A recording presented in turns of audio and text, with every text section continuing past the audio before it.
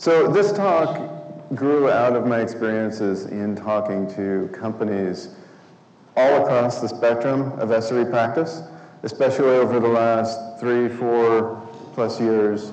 I've adapted what I've seen in terms of the spectrum of practice across SRE and different areas that SREs generally support into this 3-stage model that I've stolen from the martial arts. This one actually comes from Aikido, and essentially there's a beginning stage where you follow things by rote. If you were learning piano, for example, you would be doing scales and other basic sort of boring things in order to teach your fingers to move the right way. In this case, it's called obey or shu in the Japanese term. There are also Chinese terms. There's a 3-stage model in Chinese martial arts as well. The second stage is called ha, and it's a detach from the basics. So it's learning to use the basics in slightly unique ways. The Chinese version of this is that you are becoming ready to learn. And in some classes of the martial arts, this is when you get your black belt, you're considered ready to learn. So some people think that's quite advanced. Other people say, oh, well, now you're starting to be able to learn. And then ultimately, when you become a grandmaster in the martial arts, the terms vary different in different practices, you get to the re stage, which is where you are innovating upon the basic forms that you have learned and learning to flow with your opponents or the challenges that your systems throw at you or your users, etc. 3 stages is just a little bit too gross a level, and so if we break it into 5 stages, it becomes a little bit easier, because that beginner stage, the Shu stage, has a number of sort of unique phases. You can go from novice, where you're just sort of, oh yeah, this is an interesting idea, I'll try it here and there and be very selective about it, on into sort of a beginner stage or a more competent stage. So I'll use these terms through the rest of the presentation. At the ha stage, you are what I would call proficient. You can do incident response, because that'll be one of the areas that I talk about, and it doesn't throw you for a loop. And the re stage is the master, where you are able to use the basics that you have understood and recombine them in unique and more effective ways. There's also some boundary conditions that I won't really go into at all in this talk. People who write books on one hand and people who read glossy magazines in the airplane and think this is the next thing to implement on the other side. We'll leave those out because that's sort of not interesting to us. So we'll look at signposts at different areas of practice, and we'll see how they break down into these categories. Incident response and postmortems, which sort of goes along with what you do after you respond to the incident. Incident prevention. Service level handling. I've lumped this into the catchy ILAs sort of smushed together because we all love TLAs, 3-letter acronyms. And monitoring, because it's really hard to do much of anything with service levels unless you have some monitoring to inform. Capacity planning and forecasting is another area that SREs work in. And then performance management. So we'll go through each of these and see what those phases of practice look like. Just some ideas for you. None of this is prescriptive, but I hope that it will help you in thinking about where you stand on the spectrum, where you may be going next, and where some of your colleagues may want help to help move forward in the spectrum. Let's start with incident response. So we have our 3 categories here. The novice team. So I'm looking at this in terms of teams or companies. Novice teams are alarmed by incidents. They really don't expect them.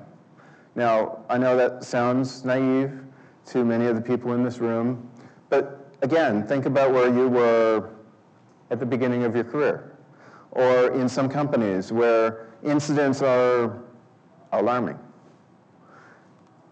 Beginners, they're still reactive. They still fear incidents. They get stressed out with the idea that something might go wrong. And generally their incident response is going to require specific people in the organization who are able to deal with the incident. As you develop competence in dealing with incidents, you sort of go from being freaked out that incidents are going to occur into being aware that, yeah, they're going to occur. It's still a little stressful, but you have a well-defined process. No longer are you constrained to uniquely capable individuals. You're moving past sort of a heroic response phase, and this becomes more process as usual. As you move into proficiency, you grow to accept incidents as your normal state. And you move into mastership. Some of these terms, again, are very fuzzy and gray, where you're embracing incidents as opportunities to learn. No longer is it something that bothers you, but they become stepping stones to better proficiency. You have well-documented processes. I see Riona there, and I highly recommend her talk about making documentation a standard part of your engineering culture, because documentation is one of the characteristics of more advanced practices. The fact that you have something to rely on and that everybody can access it. Information discovery is a huge issue when you're up at 2 in the morning trying to respond to an incident and you're not quite sure if you're awake yet. If you can find something easily, it makes everybody's life a whole lot better. So, we've responded to incidents, or we've seen a spectrum of responses to incidents. How about what we do afterwards, the postmortems? Novices tend to be blameful. They're looking for a scapegoat. This, before, I don't know, the last 10 years, 15 years, with the implementation and the awareness of just culture and blameless postmortems, this was generally the rule. If you look at some of the major embarrassing incidents over the last year, think about British Airways last year with their problem on the power. Think about the incident in Hawaii with the missile strike false warning. Those were blameful. They looked for a scapegoat. They got rid of the person or assigned them to counting paper clips as a way to absolve themselves from blame. Beginners move on to looking for a cause. What was the one thing that caused this outage? So I will pick on this concept of root cause because I think root cause is a complete fallacy. We have contributing factors. We do not have a singular root cause. And if you're looking for one, you're looking in the wrong direction. But again, they're looking for mistakes that were done. They will blame things on humans instead of systems that did not support the humans in an appropriate way. As you grow into competency, you begin to regularize your postmortem process. You're willing to look past blaming. You're looking to learn from the incidents. And you are working to improve your processes in the course of doing the postmortems. Moving into proficiency, blameless becomes the hallmark of your postmortem culture, at least in the way I'm characterizing this. You're growing to take action items that no longer get parked into some list of, it would be nice if we got around to doing this, but they are actually fed back into the process and implemented and improve the processes. And one of the talks earlier in the conference talked about this idea of learning larger pictures from themes across postmortems and across incidents. That's what I'm referring to by meta-learnings. You're looking for larger systemic issues that cross multiple incidents that can be addressed through process, procedure, or tooling. Let's look at incident prevention because that kind of follows on from postmortems. At the novice level, you're looking to deal with point issues. You're looking for static causes that can be addressed or changed. Beginners are improving their documentation. They're recognizing that there are both static and dynamic causes, in a sense, for incidents. And their documentation is improving. It's sort of an acceptable level. We can live with this. It's not where we'd like it to be. And the competent teams have moved on to having a regular cadence for keeping things up to date, improving their teams, improving the processing for incidents and the prevention thereof. Proficiency is, in this model, characterized by some implementation of chaos engineering. And this, again, is based on just talking to people at these kinds of conferences and understanding where people are going and how they're tackling these things. Injecting failure and then building your systems in such a way that they're resilient or degrade gracefully in the face of failure is the proficient level, in a sense, that I'm calling out here. However, remember that chaos engineering, if you look back a couple of years when the idea first came out and was being promoted by Netflix and then a few others and it's starting to spread, it was a scary thing. Why would you ever consider injecting failure intentionally into your systems? Now, for people who've been in the SRE industry now, the last couple of years, this is becoming a more accepted part of common practice. But a few years ago, 5 years ago, 8 years ago, it was crazy. So again, these lines shift over time as the general level of practice in the industry improves. At master level, this is actually a suggestion and an improvement from when I gave a similar talk in Europe last summer, is that at the master level, you're using chaos engineering as a way to manage your SLOs. That you are no longer just doing it to test in the face of resilience, but you're also trying to keep your users from inferring too high of an SLO. There's a case in one of the Google books about a service that was too reliable, and people grew to expect that level of reliability instead of designing their systems to accept some degree of failure in the underlying system. So master level practices use chaos engineering to keep you from going too high in your reliability. And again, this plays into error budgets and how you manage your processes. Speaking of error budgets, let's talk about SLIs, SLOs, and SLAs. The novice implementation, if you've got one at all, is going to do this only when you're contractually required to. You have somebody who will not give you your company money unless you will sign up for some level of delivery. You might do it just on paper. You may have very cumbersome or toilsome ways of creating a number that you can report on a quarterly or annual, perhaps, basis to your customer.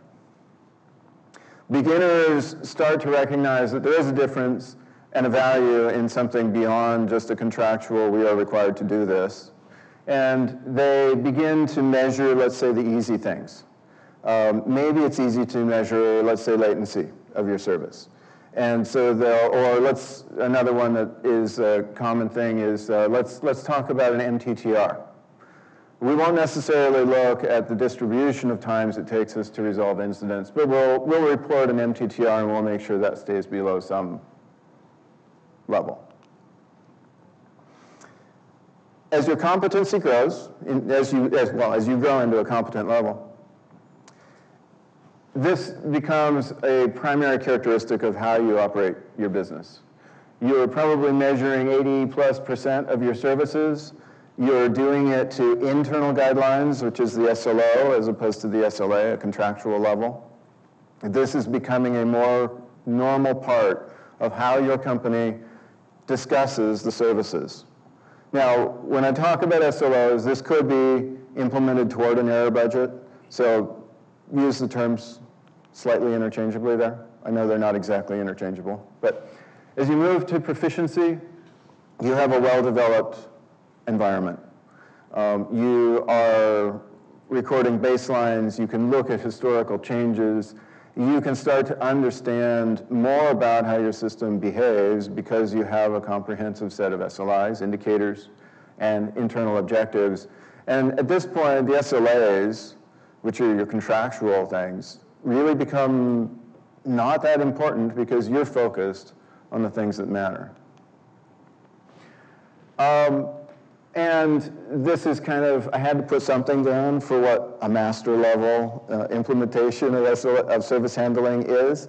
And you've got it throughout the system. And that's, I don't have a better way to characterize it. If any of you have suggestions, I'm very much open to better defining these things and helping to provide more color on any of them. You can't do service level much of anything without monitoring. So, what's the novice look like? They don't know. They don't have a baseline. They've got very few metrics, if anything. Maybe they're manually calculated or derived. Beginner level takes sort of out-of-the-box metrics. Now, by out-of-the-box, I have to say that this is sort of out-of-the-box if you were running your own infrastructure. Many of the cloud environments these days, all of the big three, provide you some pretty amazing, pretty high-level monitoring capabilities just because you use their service. So in some ways, you can really bootstrap yourself up to almost a competent level by using a service provider that gives you that as part of the package. Competency is having your monitoring across the board. This is a standard function. Your developers get it for free. Maybe you get it through a sidecar service. Maybe you get it through a framework. But it is just everything, every service that turns on has what it needs for monitoring. And you're looking for statistical anomalies. You're proactive in your analysis. Proficiency, you can correlate internal and external. So in monitoring terms, this is white box, black box. So you can match up inside and outside views. I will talk about observability a little bit later, but because I know there's some open discussion around monitoring versus observability. And at the master level, you can find the data you want on demand. So as you go into the proficient and master levels, actually observability and monitoring kind of converge. And you can do automated correlation. Ideally, you can then do automated remediation, but that's not part of monitoring, so I didn't put it into this batch of topics. Capacity planning, forecasting. This is also a key part of what SREs can and should do, in my point of view. Novice teams are frequently running out of resources. The easiest solution is throw more hardware at the problem. Now, that may be virtual or physical hardware, depending on your platform, but you just do more of it in order to scale. The beginner is still reactive. They're still doing things in sort of a hand-cooked way, and they have some metrics that may help them with understanding their planning and forecasting, but if you ask them, they would say, wow, it's an awful lot of work. As you become competent, you can start pre-catching problems. Maybe your most critical 20 to 50% of your infrastructure, you can actually start to plan and start to have forecasts that will get you ahead of the curve. As you move into proficient planning and forecasting, this is where you can actually order, I put it 1+ purchase cycles, and thinking of a purchase cycle being like how long it takes you to get physical hardware-ish. I know if you're doing virtual, a purchase cycle is like 2 minutes. But if you're talking, let's say budget cycles, quarterly or maybe 6 months, you're talking able to support, to some degree, a reasonably accurate forecast. And you've got established methods for new services coming in. Earlier phases of this, or earlier capability levels, are still reactive. New service comes in, let it run for a while, see how it works and what it's going to require. As you move into proficiency, you start to be able to characterize that before you throw it into production and run out of resources. And then right now, my point of view, and I'm open to input here too, is that at the master level, you're able to look out at further time horizons and effectively feed your CapEx or your other purchasing decisions probably more on the time frame that your finance people would be happy with than what engineers like to react with. So let's look at performance management. And this is not like performance management of an underperforming engineer. This is performance management of an underperforming service. So the novice says, hey, my site's up. We're all good, right?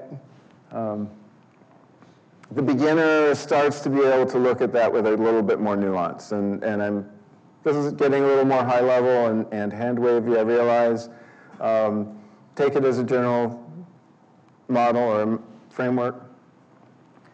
The competent teams in performance management are able to look at the performance of their services. They're able to divide things up into maybe unique user journeys and different aspects of their site and understand how it behaves. But there's still some degree of reactivity on regressions. So the developers ship a new version and all of a sudden your call volume changes in your downstreams. Your call tree changes, your performance changes, and oh gee, that's a surprise. Moving into proficiency, you've got a better pre-release process, essentially. You're able to understand and anticipate where these new services or changes in features will impact your performance before it gets out into the wild. And I've called this large market segmentation. So you might be able to understand how the performance works in North America or India or Europe in a large, gross sort of a sense, and be able to distinguish, okay, in India, my site performs at this level. In North America, it performs at this level. And how does that affect user response and user engagement? Moving to the master level, you have finer and finer levels of granularity that you can distinguish. I can tell how my site is performing in Uzbekistan. I can see how it's performing in Singapore, as opposed to how does it perform sort of in Asia Pacific. What's useful for your site will vary, obviously depending on your market, your users, but having the capability to follow this and understand it and model it and then take appropriate corrective actions before it gets you into trouble is what I'm characterizing as the master level in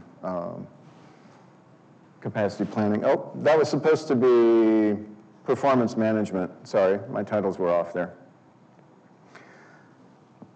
So what do you do with all this? You've got all these different aspects of practice that SREs are engaged with. How do you figure where you stack up? As I've talked, I see various people nodding in the room at different levels, and as I mentioned, different ways of responding to stuff. The best sort of way I came up with to depict this is through a flame graph adaptation. Each of the areas of practice is represented horizontally, and then depending on the penetration in your company or how effectively you regularly respond in a given way can mark how high you reach in from novice, beginner, all the way up to master level. So perhaps in incident response, you're only, 10% running at a competent level. Whereas if you're talking service handling, SLIAOs or AOIs, maybe you've got a sliver that's running at a master level. You're pretty solid in performing at these other levels, and you've just got a few leading edge people in your company that are executing at a higher level of competence. But that's good because they can help bring the others along. These areas of practice that I've called out are only a piece of the picture. We all do a lot of other things. There's other areas that I could spend a bunch more time talking about, but I invite you to engage and think about how your company might perform in these areas. Observability, tooling and capabilities. Now, I'll comment here that the distinction that I found most helpful between monitoring versus observability is that monitoring is looking at the state of the systems. Observability is looking at the state of events and the user journey through your systems, across your systems. So it's how well somebody can get a job done characterizes the observability. And monitoring is looking at, did these 10 machines not run out of disk? That very basic sort of contrast there. As your monitoring gets better and better, and you get appropriate tagging and ways to discriminate traffic in your monitoring and break it apart from aggregates into much more individualized pieces that can then be aggregated on demand, monitoring and observability, I think, kind of tend to converge. But a lot of monitoring that is just looking at what's the disk usage, that's not going to be very helpful in telling me whether or not your user could buy a widget on your site. And it won't be very helpful to you either, unless, of course, you ran out of disk and the service was down. That's sort of the boundary condition. Error budget, definition, usage. How effectively do all of your teams, all of your feature teams, adhere to error budget practices? Do they know where they are this month? Do they know where they are today? How much they have to play with? And do they try to get exceptions even in spite of some agreement that they have about we're not going to go beyond this level? Or do they realize, because the systems support this kind of practice and culture, that this is what I have to work with and I can get ahead of things and I don't need to burn my error budget in production? Along this line, Ariel's talk yesterday talked about how you manage clients that try to DDoS you in some ways. And error budget can be viewed that way, that you can either do it in a hysteresis bang-bang control model where you're all on or you're all off, and once you've exceeded it, sorry, no more features for you for a month. Ideally, a more advanced model is a continuous tracking model, where as you burn, you have to slow down your features. So it's more of a ramp than a cliff. Change management practices. How would you characterize beginner change management, competent change management, master level change management? An area that I'm currently heavily promoting within LinkedIn is this idea of full service lifecycle reliability.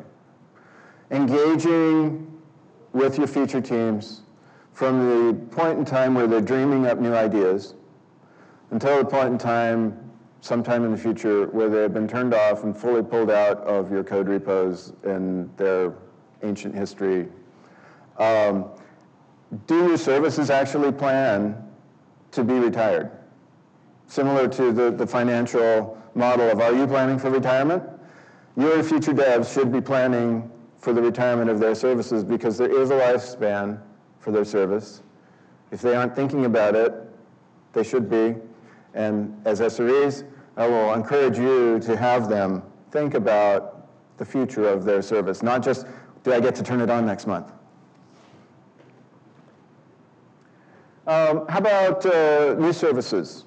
What is the arc from brand new until they're stable and running in production and they're sort of an accepted part of your framework? How well characterized is that arc for you?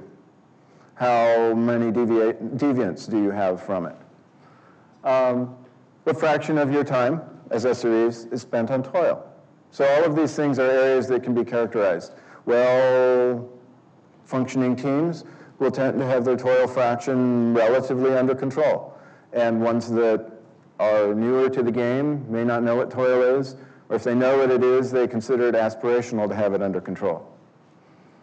How about on-call sustainability?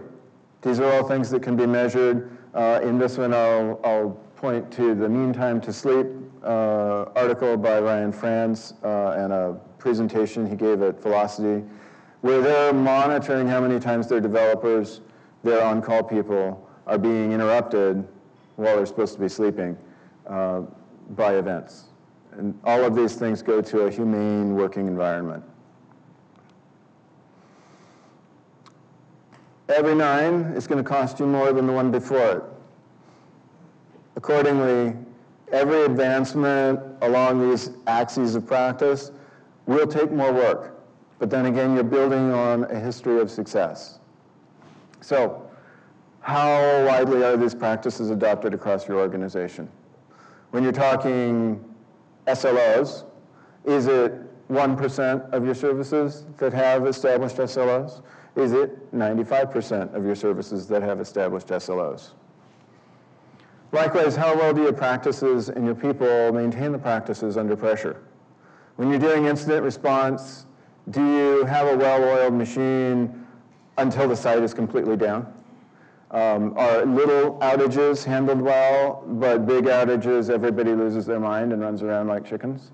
The better your practice level is, the more you can sustain under higher levels of pressure. This all talks to the question of, is change ever going to stop? It won't. We should know that. Part of that is job security for us. Part of it is the fact that this arc of progression continues to grow. We as a profession continue to grow. Our companies continue to grow and advance. I'm sure that in 2 years, some of these levels will adjust. Things that I'm calling competent now will probably just be barely basic. And we'll have a better understanding as people move into mastership. So Dave Zweiback wrote the book called Beyond Blame. I'm not going to read this whole quote to you, but it speaks to this fallacy of the root cause. And the fact that change is never going to stop, and that change is not only the reason we have a job, but change is the reason that we're here to help facilitate our companies, makes the fact that change is not going to stop a good thing. So I will invite you to send me your comments. I will also invite you to come and to the microphone and engage in a conversation now or on Twitter. You can reach me on LinkedIn. And I'd love to continue to build this out into something that can be useful for people as they're learning this journey of SRE, to know where they're at, where they want to go, and to be able to enhance the profession across the world. So with that, thank you very much for coming at an early morning, and please, questions.